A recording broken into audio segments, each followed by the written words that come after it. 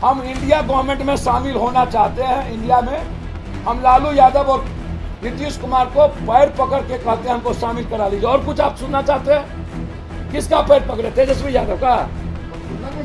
नहीं, आप सुनना चाहते हैं तो जाके पैर पकड़ ले। मेरे खून में, सांस में कांग्रेस को पता है कि पप्पू यादव कहाँ है। कांग्रेस को पता है कि पप्पू यादव हमारी आइडियोलॉजी के साथ लगातार राजनीतिक जीवन से आज तक है। आप पैदा नहीं हुए थे उसके पहले से हम कांग्रेस की आइडेंटिटी के साथ हैं। 14 में तो आप मोदी जी की तारीफ कर रहे थे। सर, मोदी की तारीफ कभी नहीं किया। निकाल करके दिखा दो। सर, आपने नरेंद्र मोदी भाई आप दिखा दो जरा घोषणा पत्र में। सर, आप दिखा दो सीधा। मैं अटल जी के अलावे किसी का नहीं किया हूं आज तक, समझ गए? आज तक यदि नरेंद्र मोदी की तारीफ हो ना, ले आना। या तो तुम बिहार छोड़ देना या तो मैं बिहार छोड़ दूंगा। नमस्कार, मेरा नाम है शुभम और आप देखना शुरू कर चुके हैं कोसी मेरा बिहार का डिजिटल प्लेटफॉर्म। इन दिनों पप्पू यादव का एक बयान काफी सुर्खियों में है। जब मीडिया कर्मी ने पप्पू यादव से पूछा कि आप इंडिया गठबंधन में कब शामिल होइएगा, इसको लेकर के पप्पू यादव भड़क उठे। पप्पू यादव ने कहा कि आप ही बताइए किसका पैर पकड़े जिससे मुझे इंडिया गठबंधन में शामिल कर लिया जाए। लालू प्रसाद यादव का पैर पकड़े या फिर नीतीश कुमार का या फिर तेजस्वी यादव का पैर पकड़े जिससे मुझे इंडिया गठबंधन में शामिल कर लिया जाएगा। यह बयान काफी सुर्खियों में रहा। चूंकि लोकसभा का चुनाव नजदीक आ रहा है, ऐसे में पप्पू यादव भी इन बातों को समझ रहे हैं कि जल्द से जल्द उन्हें निर्णय लेना होगा। या तो इंडिया गठबंधन उन्हें शामिल करे, नहीं तो वो खुद मैदान में उतरेंगे। आज पप्पू यादव ने प्रेस कॉन्फ्रेंस के दौरान कई सारे ऐलान भी कर दिया। साथ ही साथ पप्पू यादव आज इंडिया गठबंधन के नेताओं पे नाराज होते भी दिखे। उनकी नाराजगी स्पष्ट रूप से झलक रही थी। आज पप्पू यादव ने प्रेस कॉन्फ्रेंस के दौरान कई सारे ऐलान की, साथ ही साथ कई बड़ी बातों को पप्पू यादव ने आज कह दिया। सबसे पहले केंद्र सरकार पे पप्पू यादव जम के बरसे। वन नेशन वन इलेक्शन की बात जो केंद्र सरकार कह रही है, उस पे पप्पू यादव ने कहा कि मोदी सरकार वन नेशन वन इलेक्शन की जगह वन नेशन एवरीवन एम्प्लॉयमेंट की बात करे तो उन्हें हिंदू और मुस्लिमों के बीच लड़ाई लड़ाने की जरूरत नहीं होगी, वो चुनाव जीत सकते हैं। लेकिन वो वन नेशन वन इलेक्शन की बात करते हैं, जबकि उन्हें वन नेशन एवरीवन एम्प्लॉयमेंट की बात करनी चाहिए, रोजगार की बात करनी चाहिए। लेकिन वो ऐसा नहीं करते हैं, उन्हें बस हिंदू मुस्लिम करना होता है।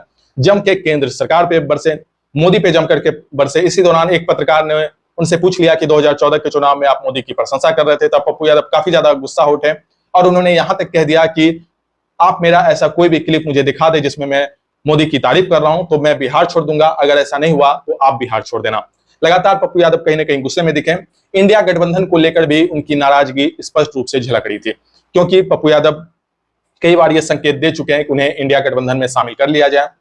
आरजेडी नेता, आरजेडी सुप्रीमो लालू प्रसाद यादव से भी पप्पू यादव ने मुलाकात की थी। तब भले ही पप्पू यादव ने इसे व्यक्तिगत मुलाकात बताया था, लेकिन कहीं ना कहीं राजनीतिक दृष्टिकोण से यह कयास लगाया जा रहा था कि शायद पप्पू यादव को इंडिया गठबंधन में शामिल कर लिया जाए। लेकिन न तो इंडिया गठबंधन में पप्पू यादव की कोई चर्चा है, नहीं ऐसा लग रहा है कि शायद पप्पू यादव को कोई जगह दी जाएगी। ये बात पप्पू यादव भी समझ रहे हैं, इसलिए पप्पू यादव चाहते हैं कि जल्द से जल्द स्टैंड क्लियर हो जाए कि आखिर करना क्या है। क्योंकि आज पप्पू यादव ने जो ऐलान किया है उससे इंडिया गठबंधन को भी एक झटका लग सकता है।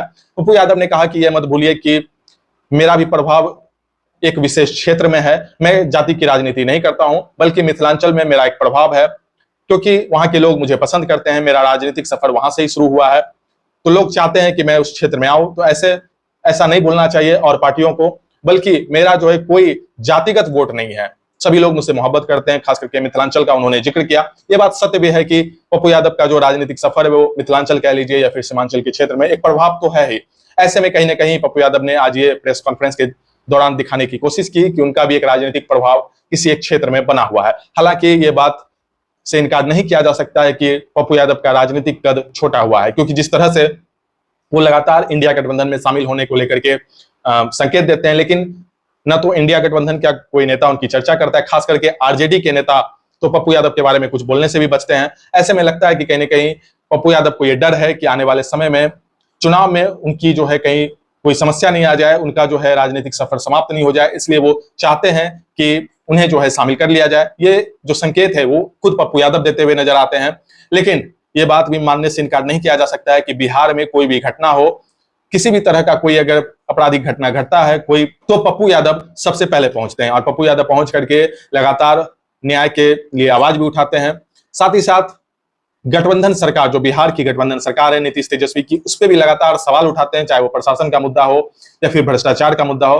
तो पप्पू यादव खुलकर आवाज भी उठाते हैं। लेकिन पप्पू यादव कहीं ना कहीं आज जो कुछ पप्पू यादव ने कहा वो सुनने लायक था। पप्पू यादव ने कहा कि उनके रगों में हमेशा कांग्रेस का खून दौड़ता है, वो कांग्रेस के साथ हमेशा है।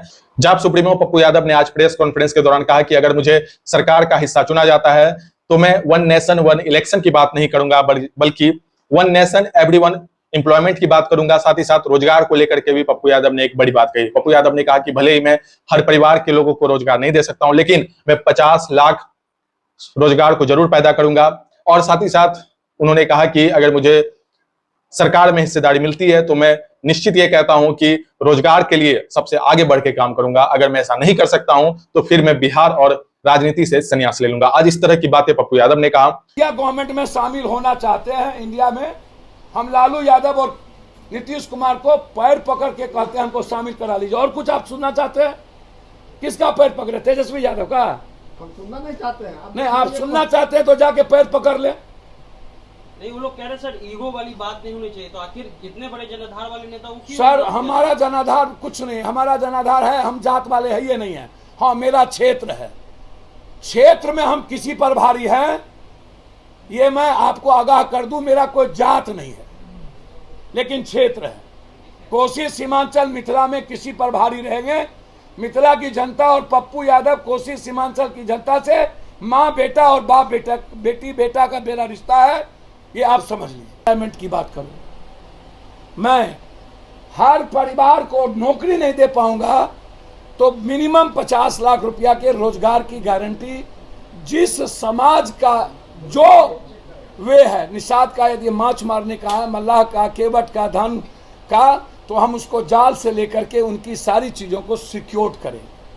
हम उसको 50 लाख रुपया बिना ब्याज सूद के देंगे और 1 साल का हम उसको समय देंगे, वो 50 लाख गवर्नमेंट को लौटा देंगे। मैक्सिमम 3 साल, मिनिमम 1 साल। मैं आपको कह रहा हूं, मैं चौराहा पर बैठ करके पैसा बांटूंगा गरीब को रोजगार के लिए 50 लाख।